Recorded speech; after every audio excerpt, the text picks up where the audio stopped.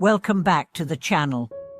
It's always a privilege to have you here. Today, we are going to explore one of the most important, yet most avoided topics in life: death. That's right, we are not here to make you afraid. We are here to offer you clarity, courage, and perhaps, for the first time, peace.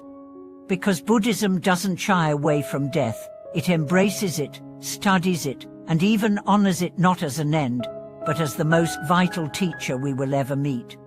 Here's a question that will shape our entire conversation. What if your greatest transformation is not in how you live, but in how you prepare to die? This is not morbid. This is spiritual maturity. Our inspiration today comes from the wisdom of a great Tibetan master, Dilgoke Ince Rinpoche, who once said, "You will not remain in this world forever. It is time to prepare for your journey." This is the journey we all take. No matter our age, our background, our beliefs, death is the universal truth. But how many of us are truly ready? Let's begin with an image. A young man walks into a hospice room to visit his grandmother.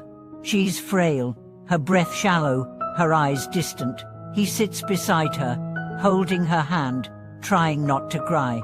But inside, he's terrified, not just of losing her but of what death means, of how close it really is. We've all been there, in one way or another. But imagine if, instead of fear, there was understanding. Imagine if, instead of dread, there was acceptance. This is what Buddhist practice offers: a way to live so deeply awake that death becomes not a terror, but a release. Let's talk about impermanence. In Buddhism, impermanence is one of the 3 marks of existence. It's not just a philosophical idea. It's a lived reality. Everything that arises will pass. Every relationship, every success, every tear, every breath, it all changes. And while that might sound sad at first, it's actually the source of our greatest liberation. Why? Because if everything is impermanent, then pain is not forever. Loss is not forever. Even fear is not forever. This understanding leads us to a different way of living, not to grasp, not to hoard, not to resist, but to be fully present, to love more honestly, to speak more gently, to live with a kind of urgency that doesn't panic, but honors the moment. You may have heard the saying, "Live every day as if it were your last." In Buddhism, this is not a motivational slogan. It's a path. There is a practice called death meditation, where monks visualize their own death, not as a punishment, but as a reminder. They imagine the last breath, the moment of release. They sit with the truth that this body will dissolve, that this name will fade, that what remains is only awareness. Why would anyone do this? Because the more you meditate on death, the more alive you become. You stop wasting time. You stop carrying resentment. You stop needing to win. And you start giving more. You start laughing deeper. You start saying "I love you" before it's too late.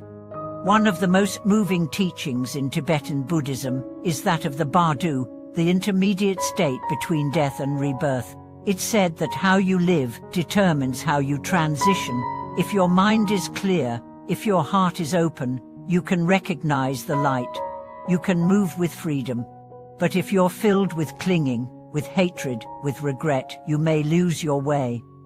This is why we prepare now, not because death is scary, but because it is sacred. Let's reflect on something you may not have considered. You don't get to decide when your final moment arrives. But you do get to decide how you meet it. You can meet it with panic, or you can meet it with peace. You can meet it with fear, or you can meet it with love. You can meet it grasping, or you can meet it letting go. Dilgoke Ince Rinpoche reminded his students again and again, the best preparation for death is the cultivation of love and wisdom. So what does that look like? It looks like forgiving your parents, not because they were perfect, but because carrying the pain is hurting you more than it's hurting them. It looks like calling the friend you stopped talking to over something small. It looks like simplifying your life, fewer possessions, more presence. It looks like meditating daily, not to escape, but to remember who you are beyond the roles you play. And above all, it looks like asking this question every morning: if today were my last, what would I do differently? You don't have to quit your job. You don't have to sell your house. But maybe you write that letter. Maybe you take that walk. Maybe you say thank you to the person who always believed in you. This is the preparation. In the Tibetan Book of the Dead, it is said that the moment of death is the most crucial moment of all, because it reveals what you've truly practiced. Not what you've claimed, not what you've memorized, but what you've embodied. So embody peace now. Embody kindness now. Embody surrender now. And when the time comes, you will not be afraid. You will smile. You will bless the journey. And you will go with the wind. Let me tell you a true story. There was a nun who had been practicing for decades. She lived simply, taught humbly, and was beloved by all. When she was diagnosed with cancer, she smiled and said, "This too is a teaching." In her final weeks, she continued to teach. Her body weakened, but her light grew stronger. When the moment came, she gathered her students. She held their hands, she looked at them and said, "Everything is changing. Everything is okay." And then she closed her eyes. No fear, no regret, just clarity. That is the fruit of a life well lived. Not one without suffering, but one without avoidance. And you can live this way. You don't need to wait. So I ask you now, who do you need to forgive?